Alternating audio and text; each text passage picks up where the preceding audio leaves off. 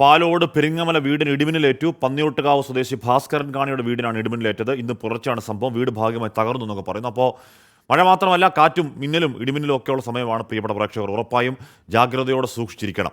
മഴക്കെടുതിയിൽ വലയുന്നു തെക്കൻ കേരളം. കായംകുളത്ത് ശക്തമായ കാറ്റിൽ മരം വീണ് യുവാവ് മരിച്ചു. പുലൻപാറയിൽ വീട്ടിൽ കുടുങ്ങിയവരെ ഫയർഫോഴ്സ് രക്ഷപ്പെടുത്തി. ചേർത്തലയിൽ ദേശീയപാതയിൽ മരം വീണു. അരുവിക്കര സർക്കാർ ആശുപത്രിയുടെയും നെയ്യാറ്റിൻകര ശ്രീകൃഷ്ണ ക്ഷേത്രത്തിന്റെയും മതിൽ തകർന്നു. പൊന്മുടിയിൽ യാത്രാ നിരോധനം ഏർപ്പെടുത്തി. എറണാകുളം ജില്ല മഴയിൽ മുങ്ങി. തിരുവനന്തപുരം മുതൽ എറണാകുളം വരെ കനത്ത മഴയ്ക്കാണ് സാധ്യത. യുദ്ധകാലാടിസ്ഥാനത്തിൽ നടപടി എന്ന് ആവർത്തിക്കുകയാണ് റവന്യൂ മന്ത്രി.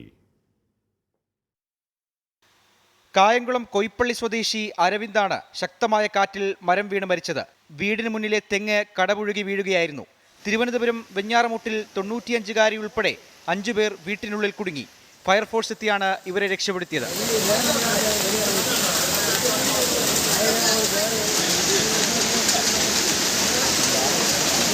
തിരുവനന്തപുരത്ത് ഇന്നലെ മുതൽ പെയ്ത മഴയിൽ ഉദിയന്നൂർ പച്ചക്കാട് തോടുകൾ കരകവിഞ്ഞു. കൃഷിയിടങ്ങളിൽ വെള്ളം കയറി.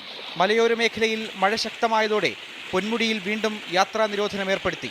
കനത്ത മഴയിൽ നെയ്യാറ്റിൻകര ശ്രീകൃഷ്ണ ക്ഷേത്രത്തിന്റെ മതിൽ തകർന്ന് ആറ്റിൽ വീണു. അരുവിക്കര സർക്കാർ ആശുപത്രിയുടെയും ചിറയൻകീഴ് പാലവിള സർക്കാർ സ്കൂളിന്റെയും മതിലിടിഞ്ഞു. വർക്കല പാപനാശത്ത് ബലിമണ്ഡപത്തിന് പിന്നിലെ കുന്ന് ഇടിഞ്ഞു.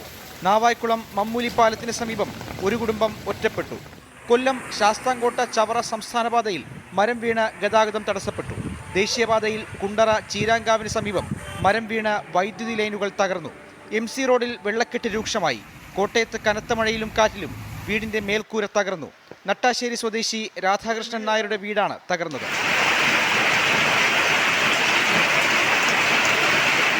ശക്തമായ മഴയിൽ എറണാകുളം ജില്ലയൊട്ടാകെ വ്യാപക നാശനഷ്ടങ്ങളാണ് ഉണ്ടായത്.